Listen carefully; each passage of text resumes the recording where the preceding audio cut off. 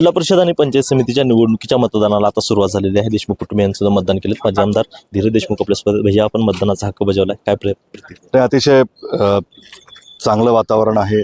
मतदान करून एक समाधान मिळतं। लोकशाहीमध्ये आपण सहभागी होतोय। आपल्याला येणाऱ्या काळामध्ये आपण जर मतदान केलं तर कुठलाही प्रश्न विचारण्याचा अधिकार आपल्याला मिळतो आणि आज तीच भावना माझ्या मनामध्ये आहे।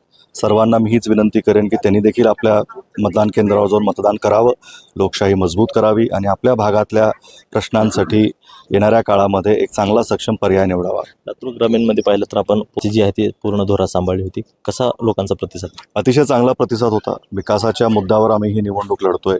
मागच्या काळामध्ये ज्यांच्याकडे कारभार होता त्यांच्याकडून काहीच कामं झाली नाहीत, हे लोकांपर्यंत पोचली होती आणि जो काही येणाऱ्या काळामध्ये लोकांची अडकलेली कामं आहेत, बऱ्याच गावांमध्ये लोकांच्या याद्या निर्माण झाल्या पण काम मात्र पोचलं नाही आणि तेच आम्ही लोकांपर्यंत घेऊन गेलो आणि ह्या निवडणुकीमध्ये आम्हाला वाटतं की लोक जे काम करू पाहत आहेत, ज्यांनी पहिलं केलं आहे, ज्यांना अनुभव आहे, त्यांच्या मागे उभे राहतील। आता आपण जर पाहिलं तर मधल्या काळामध्ये निवडणुका पूर्ण रखडलेल्या होतात, आज मतदान प्रक्रिया पूर्ण होते। मतदानाचा टक्केवारी वाढेल असं? नाही, मतदानाची टक्केवारी अतिशय चांगली राहील। प्रतिसाद चांगला आहे। आजही सकाळच्या सत्रामध्ये जे आपण पाहतोय केंद्रावर मतदानांची येण्याची गर्दी आहे।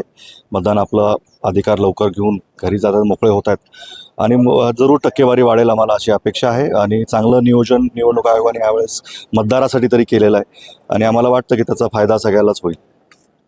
कॅमेरामॅन संदीप गवळीसह सुनील कुमार, एकमत डिजिटल, लातूर।